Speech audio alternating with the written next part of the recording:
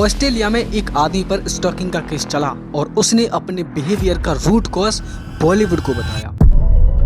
सन 2013 में महिलाओं के खिलाफ 3,09,000 क्राइम रिपोर्ट दर्ज हुई थी, लेकिन मात्र 3 साल में सन 2016 में ये क्राइम रिपोर्ट 3,38,954 तक पहुंच गई। अरे हैरानी की बात तो जब है जब स्कूल में लड़कियां सेफ नहीं हैं, लड़के उन्हें आइटम सॉन्ग्स के नाम से बुलाते हैं, तंदूरी मुर्गी। सन 2013 दिल्ली के कोर्ट में एक सुनवाई चल रही थी। एक्यूज्ड के लॉयर ने एक आर्गुमेंट दिया। उसने कहा कि मेरे क्लाइंट ने कुछ भी गलत नहीं किया है, उसने वही किया जो उसकी फेवरेट फिल्म में उसके फेवरेट एक्टर ने किया।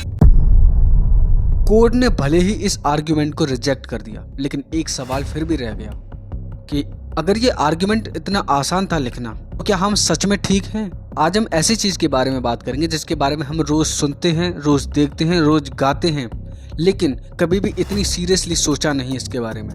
बॉलीवुड का आइटम सॉन्ग, और वो सच जो हम जानबूझकर इग्नोर करते आ रहे हैं। साल 1958, एक्ट्रेस का नाम हेलेन।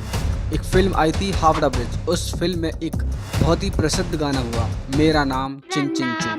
ये पूरी बॉलीवुड इंडस्ट्री का पहला डॉक्यूमेंटेड आइटम सॉन्ग है। जानकारी के लिए बता दूं कि हेलेन म्यांमार की रहने वाली थी, लेकिन वर्ल्ड वॉर सेकंड के दौरान वो इंडिया आई थी। लेकिन बॉलीवुड वालों ने उसे उसके टैलेंट के बेस पर नहीं रखा, बल्कि उसे वो काम करने के लिए रखा जो इंडियन एक्ट्रेस नॉर्मली करने से मना कर देती थी।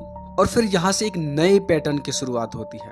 अब हीरोइन का प्रोस्पेक्टिव लोगों को देखने का अलग हो गया। हीरोइन अब लोग उसे बोलते हैं जो एक प्योर है, जो संस्कारी है, जो घर की बेटी है, वो जो नाचे, वो जो दिखाए, जो मर्दों को एंटरटेनमेंट करे। अब उसे हीरोइन का नाम नहीं, बल्कि उसे एक नया नाम इंडस्ट्री के द्वारा थोप दिया गया, आइटम गर्ल। लेकिन फिर एक साल ऐसा आया 1991, इंडिया का इकोनॉमिक लिबरलाइजेशन, टीवी आए, म्यूजिक चैनल्स आए और सब एक साथ बिकने लगे। और तब प्रोड्यूस होता है कि ये 2 दिन का शूटिंग कितना पैसा कमा कर दे सकता है।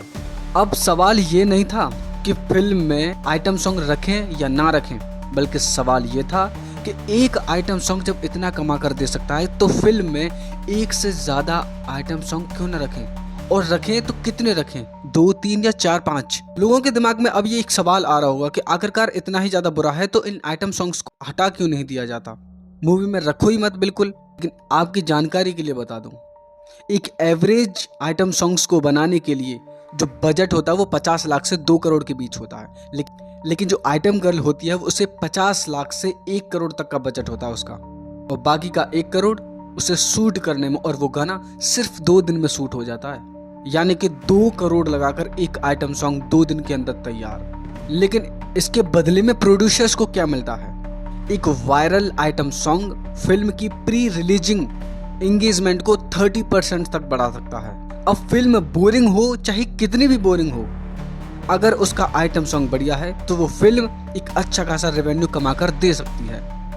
अब लोग फिल्म की स्टोरी देखने नहीं जा रहे, बल्कि उस आइटम सॉन्ग को देखने जा रहे हैं। सिर्फ एक गाने से एंगेजमेंट तो बढ़ती है, उसके साथ साथ म्यूजिक राइट से करोड़ों अलग कमाता है, यूट्यूब व्यूज से अलग करोड़ों कमाता है, wedding, DJ, functions, Instagram reels, ये गाना बार बार बिकता है।